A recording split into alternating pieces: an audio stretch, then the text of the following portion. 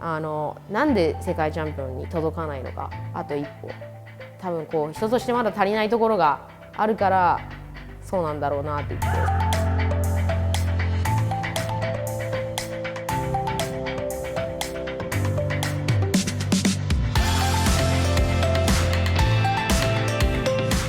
私が大切にしていることは、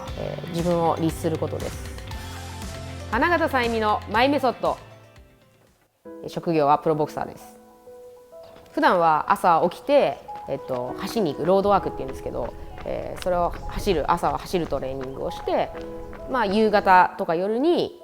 ジムでの練習をやっています。で昼間空いてる時間とかにフィジカルトレーニングをしたりとかそういうものをやっています。プロになったのは2008年ですね。もう11年前ですね。はい、階級はそのアトム級って言って女子にしかない階級で、男子はミニマム級が一番下の階級なんですけど、女子はその下に一つアトム級っていう階級があって、その一番下の階級の IBF の団体の世界のベルトです。去年の9月に取ったので、取ったばかりです。小学校の時はサッカーやってて、それも中学校まで続けて、もうスポーツはすごい大好きで、割と多分運動神経もいい方なんで、そのスポーツはなんかいろいろやってきました。はい、高校生の時にハンドボールやってて、でその大学時代も続けてハンドボールをやってたんですけども、ちょっとそこで人間関係で少し嫌な思いをして、もうちょっと団体スポーツはやりたくないなと思って、スポーツは大好きだったんで何かやりたいなと思ってて、格闘技はやっぱなんか小さい頃からかっこいいなっていう思いがあって、ちょっといろいろ調べてみたら、ちょうど当時住んでいた家と大学との間にこの花形ジムがあって、で検索したら女性の選手とかも当時先輩にいて、やってみようかなと思って始めました。いやすごくなんか楽しいし、やっぱやったことがなかったスポーツなんで、どんどんやっぱりこう新しいことを覚えていくその楽しさと、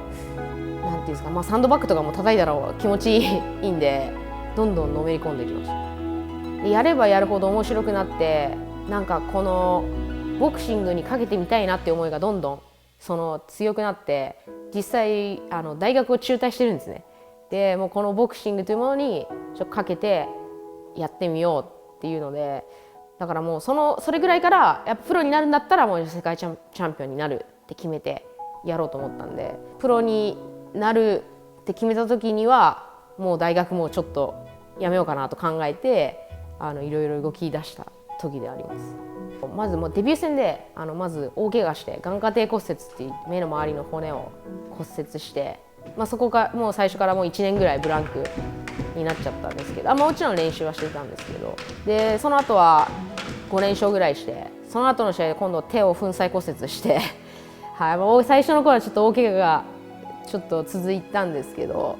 勝ったり負けたりではあったんですけど、少しずつやっぱり上のレベルに行って、でタイトル挑戦できるようになってからは世界戦5度目で取ったんですけど、最初の2回は判定負けで、後の2回は引き分けだったんですね。で引き分けだとボクシングの世界ってチャンピオンが防衛するっていう決まりなので、引き分けでもチャンピオンにはなれなくて、4度失敗して、もう本当にどんなに大怪我してもどんなに負けても一度もボクシングをやめようと思ったことはないんですけど、さすがに4度目失敗して、なんかマジか、もう本当に多分もう真っ白というか、もうその後のことも本当に何も考えられないというか、もういいかなっていう風になったのもありますね、実際その時は。しかも同じ選手とだったんですね。その前回引き分けた相手とまた同じ相手と引き分けて、なんか自分にはその壁を越えられないのかなっていう、もう本当に弱気にもなったし、もうちょっと引退を少し考えた時期もあったんですけど、ボクシング始めたのもなんていうんですかね、自分自身を変えたい部分もあって、ボクシング始めるまではこう何かうまくいかなくてもちょっとすぐ諦めたりとか、こう逃げてたりしてた部分があるんで、ボクシングだけはそれは乗り越えようっていう気持ちでやってって、でやっぱりその一つの壁を乗り越えられた時には世界チャンピオンになれると思ってたんで、絶対にやめたら後悔する。でもその後の人生でもやっぱりなんかこう壁にぶつかった時に諦めたら同じこと繰り返すなと思ったんで、いろんな思いあったんですけど、やっぱ続けようと思って続けていたら、まあ最後いい結果が出たんですけど、だからもう勝った瞬間はとにかく、まあ、ほっとしたのもあるし、もう嬉しすぎてやっとここまでたどり着いたっていう思いで、本当にもう号泣してもなんかあんまり覚えてない覚えてないっていうか、まあそうですね、涙が止まらなかったですね。やっぱ私自身が多分その失敗を繰り返してるから、自分自身もう信じられなくなってる、こんだけやってももしかしたらまた負けるかもっていう、そういう思いがあった時に会長からもう毎日のように「お前これだけ練習やってるんだから負けるわけないだろう」と「勝つから自分信じてやってれば大丈夫だよ」ってもう本当毎日のように声かけてくださって、会長も実際5度目の世界挑戦で世界タイトルを取った方なので、自分を諦めずにやることはそこだけは裏切らずにやりたいと思ったし、やっぱり結果だけは絶対出したいっていう強い思いを持って続けられてこれたので、会長にはすごい感謝してます。